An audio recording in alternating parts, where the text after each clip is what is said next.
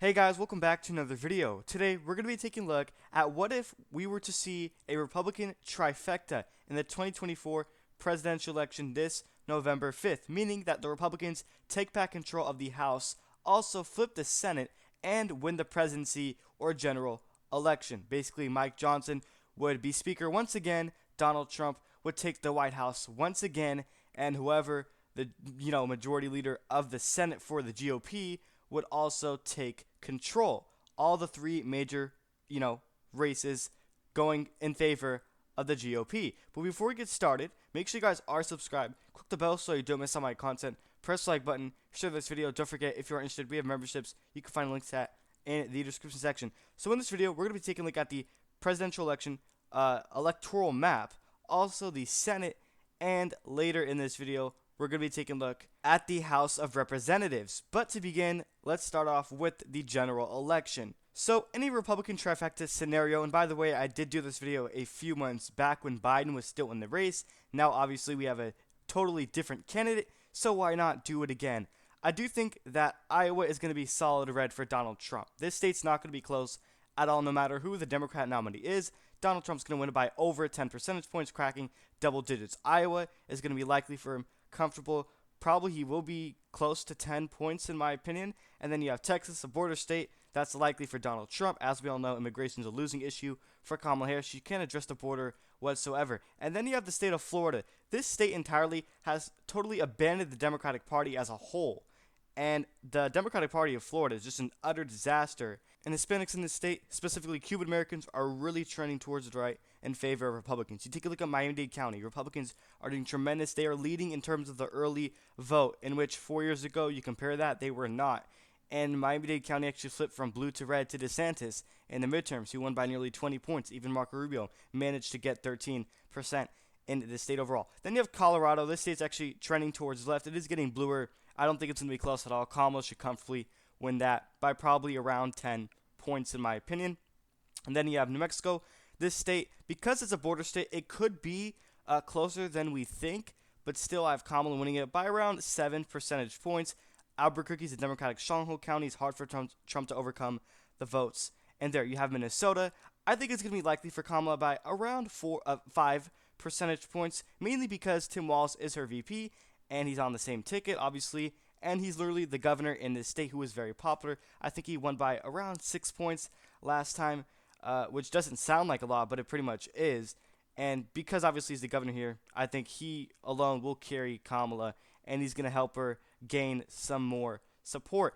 And then you have New York, in which, my opinion, if we were to see a Republican trifecta in the House, that would mean they would have to, I think, do well in some of these House races in the state of New York, some of these down ballot races, which would help.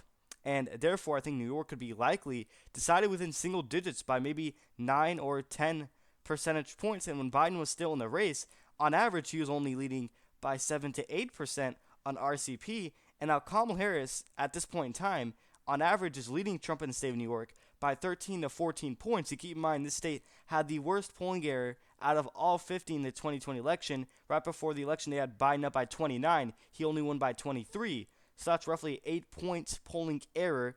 And when you do apply the polling error, it's actually will be decided within single digits in this election cycle.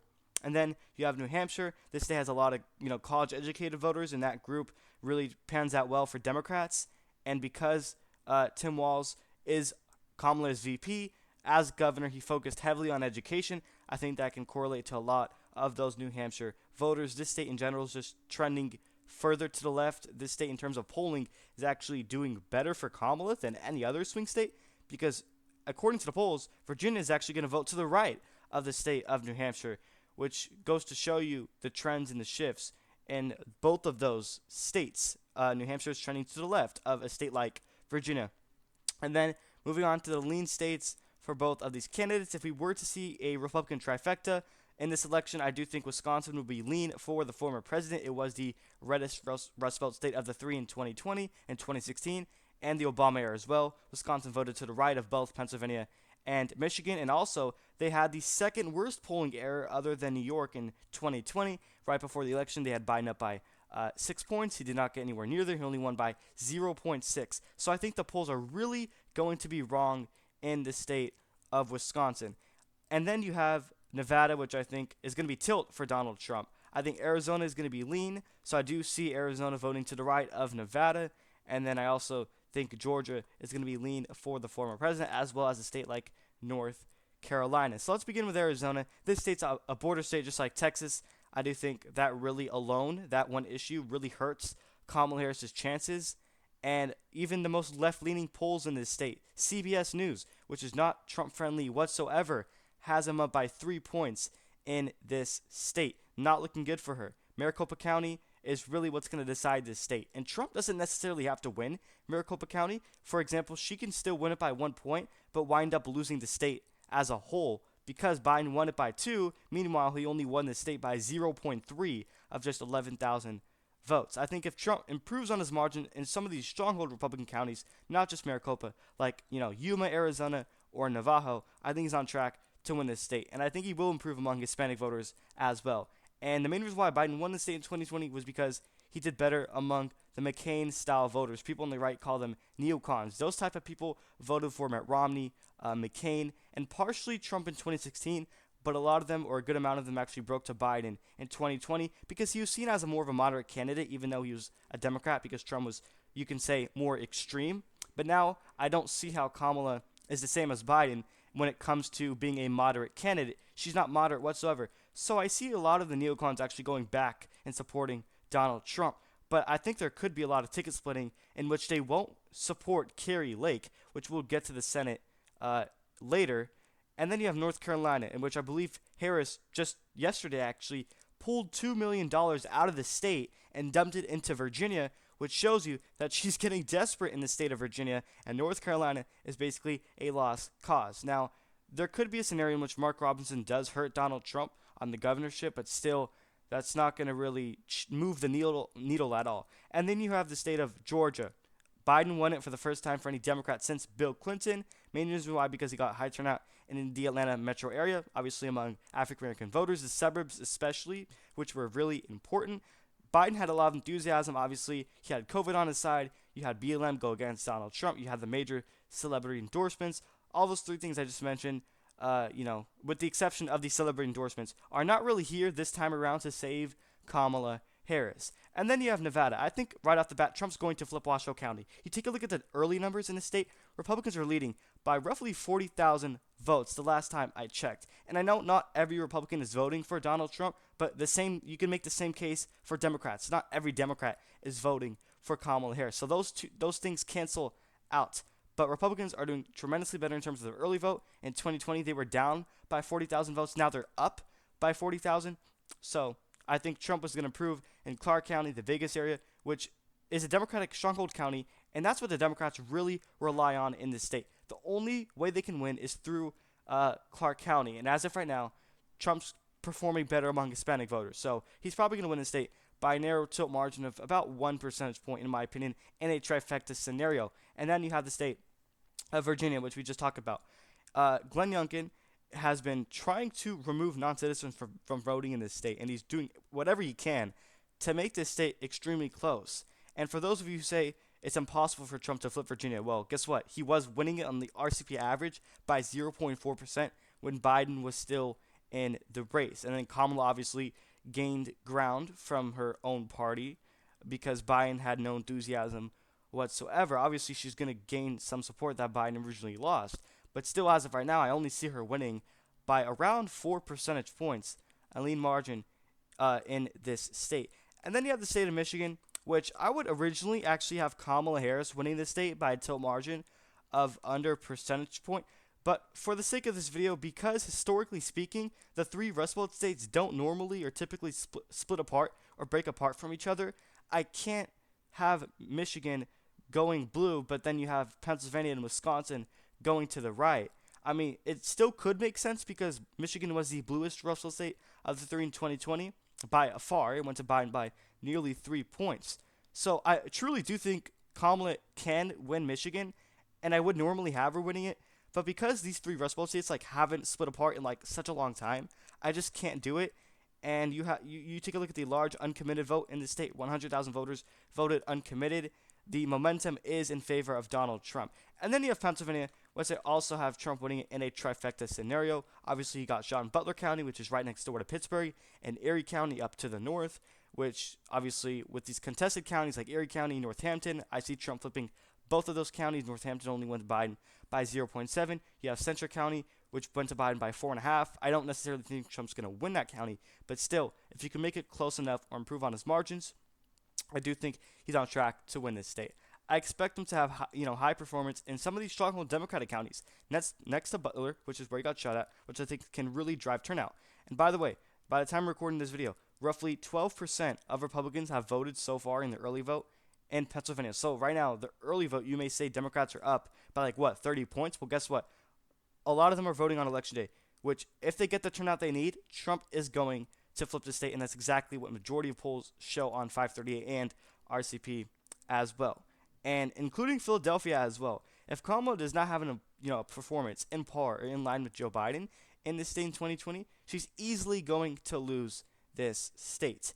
So 312 electoral votes for Donald Trump to Kamala Harris is 226 in a trifecta scenario. This is how the general election map would look like. And then you have the Senate. So let's not spend too much time on this video. If you want to take a look at my Senate prediction, you can just go ahead. Right now, right off the bat, I can tell you that Montana is going to be likely for Tim Sheehy. He's going to win by a little bit over 5 percentage points, defeating the incumbent Senator Jon Tester in the state. Majority of polls are showing that Jon Tester is basically doomed in this state. I have Nevada lean for the Democrat Jackie Rosen. Let me fill it in blue. I don't think that Samuel Brown, her Republican opponent, is going to win. According to most polls, Jackie Rosen's up by even more than just the 4% I have her by a likely margin. On average, she's up by 7 to 8 points, which I think that's just overestimating her chances. I think somewhere closer to 4 is more on the accurate side. But it is true that Nevada loves Democratic senators. Meanwhile, they favor Republicans on the governorship, for example, literally in 2022. And actually, this state surprisingly overestimates Republican support all the time. So I do think Jackie Rosen is the favorite clearly in this state. I also do think that Ruben Gallego is going to defeat Kari Lake. She's just a bad candidate. I have him winning by around 4 to 5 percentage points, similar to Jackie Rosen's margin in Nevada by a lean margin. I don't see how Kari Lake can make this close at all. She lost in the governorship, which you can argue is easier to win in the state of Arizona if you're a Republican rather than the Senate. And she's just going to lose by even more. Ruben Gallego is much, much better than Katie Hobbs. And Katie Hobbs really was not campaigning at all. She was locked up in a basement similar to Joe Biden. She was literally hiding, and she still defeated Kari Lake. That's how bad of a candidate Kari Lake is. And keep in mind, Ruben Gallego is not an incumbent. He's not an incumbent. So that should favor, Kari Lake, but that's still not going to do anything because she's just that bad. So it is true that in the future we're going to see less ticket splitting, and this is not a midterm, this is a general election, so there will be less ticket splitting. Therefore, I actually do have Ohio going to Bernie Moreno. But in Arizona, I do think that's going to be really, unusual, and I do think there will be ticket splitting because the candidate on the Republican side is just so bad. But as far as Ohio goes, I do think Bernie Moreno is going to win by close to 3 percentage points. Polls typically overestimate Democratic support. And in Ohio's Senate race, for example, in 2022, Tim Ryan was supposed to do better than what he actually ended up getting on election day. J.D. Vance won by around 6 percentage points, so the polling error was extremely off.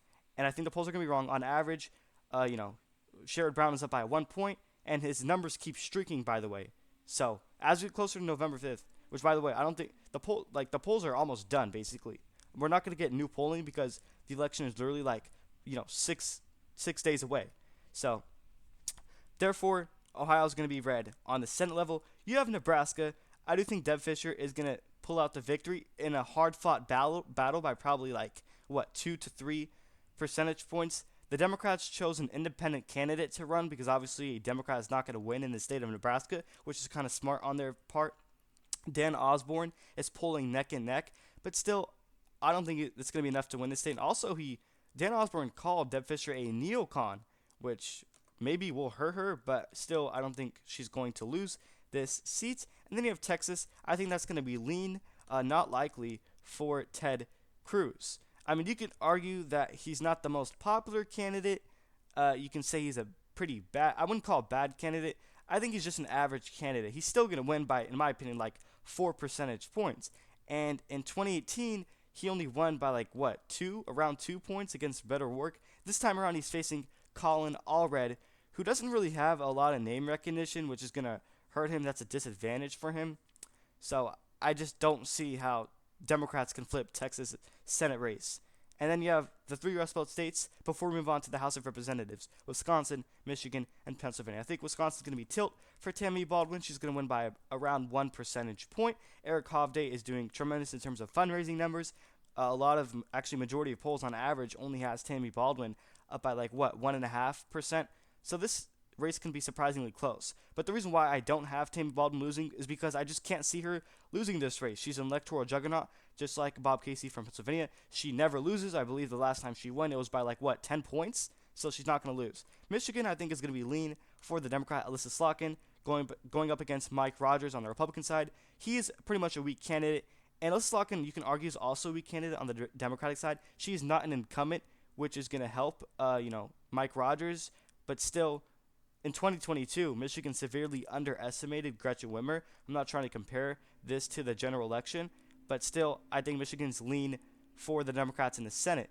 Pennsylvania, I think, is going to be lean for Bob Casey. As of right now, I have him winning it by, close to 2 percentage points. Polls show a neck and neck between David McCormick and him, and David McCormick lost in the primaries to Dr. Oz, who then lost to John Fetterman in the 2022 midterms. So as of right now, 52 seats for the GOP and a trifecta scenario to the Democrats 48. And last and finally in this video, let's end it off with the U.S. House of Representatives. So as of right now, I have the House being extremely close, probably the closest race, more closer than the Senate, obviously, and more closer than the general election, which is supposed to be the closest election ever. So 219 seats for the Republicans, or districts, to the Democrats, 216. Very narrow, just like how it was in 2022. And I was skeptical about this. I actually went back and forth. I almost picked the Democrats to flip control of the House, mainly because, Republicans kept losing seats. You see what happened in the state of New York with, George Santos. And I think Democrats really had momentum in the House. Therefore, I almost want to pick them. But I went, district by district individually, and I found out that Republicans still can win the House once again. But it's going to be very nearly. I think no matter which party takes control in the House in 2024, this election, it's going to be by less than 220 districts. So if Democrats win, it's going to be like, 218? If Republicans win, it's probably going to be 219. That's how close it will be. And if Democrats win the House, I will not be surprised, because I originally did have them winning it. But, especially in a trifecta, obviously, Republicans will win the House by, in my opinion, like 219 seats. I think there's going to be a couple competitive districts in Arizona that can really decide this thing. I believe Arizona's first congressional district. I think Republicans will hang on to that, but it's going to be extremely close, a hard-fought battle. You have a couple districts in California, which can be extremely close. I believe, John Duarte's seat is, at risk of being flipped to the Democrats. I think if they hold on to that, and if California shifts to the, right, just a tiny bit on the down some of these down ballot races, not on the general election, I do think Republicans have a decent shot of keeping control of the House. And I think the entirety of the House really comes down to New York. Like I just mentioned, Republicans kept losing seats, just like George Santos. So if Republicans can do well in the down ballot races in the state of New York, that means Donald Trump can do better on the general election, and it would probably win control of the House. So 219 for the GOP. If the Democrats win, I will not be surprised. So there you guys go. These are my predictions. If the Republicans get a trifecta, winning the presidency, winning the Senate, and the House of Representatives. Let me know your thoughts and opinions in the comment section down below. One last final reminder is to subscribe. Click the bell so you don't miss on my content. Press the like button. Share this video. If you are interested, don't forget we have memberships. You can find the links to that in the description section. Thank you everyone for watching.